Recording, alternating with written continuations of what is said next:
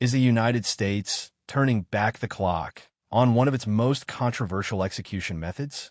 South Carolina has carried out the firing squad execution of triple murderer Stephen Corey Bryant, a method many believe belonged to the past. Today, we examine the case, the renewed death penalty debate, and why global attention is suddenly focused on America's execution practices. In November 2025, Bryant, 44, was executed at Broad River Correctional Institution.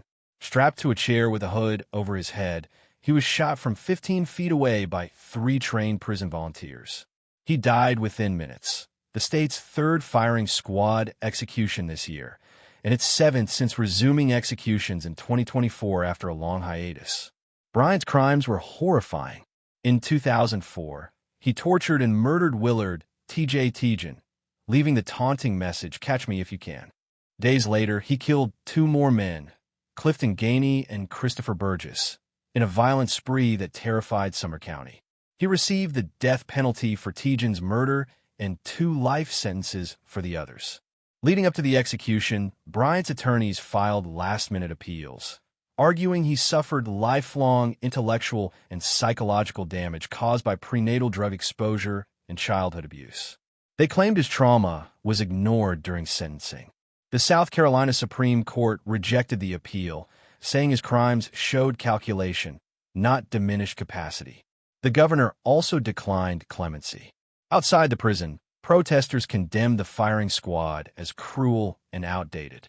Advocacy groups said their opposition was not about defending Bryant, but about questioning a system that often fails people long before they reach death row. South Carolina's sharp rise in executions has alarmed both domestic and international observers.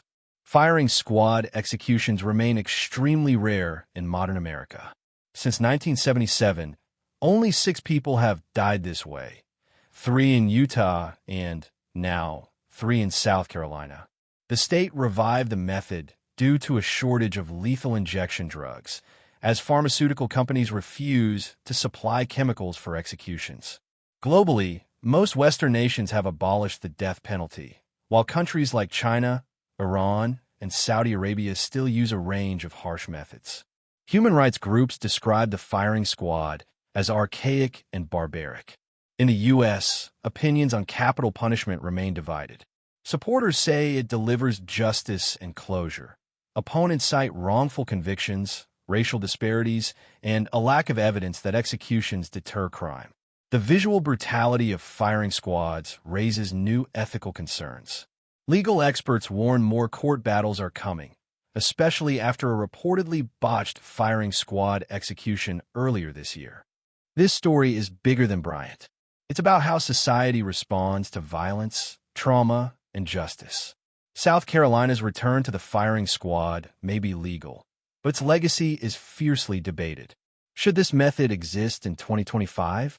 Are some crimes so severe that society turns to its oldest punishments? Let us know your thoughts, and stay tuned for more global and geopolitical analysis.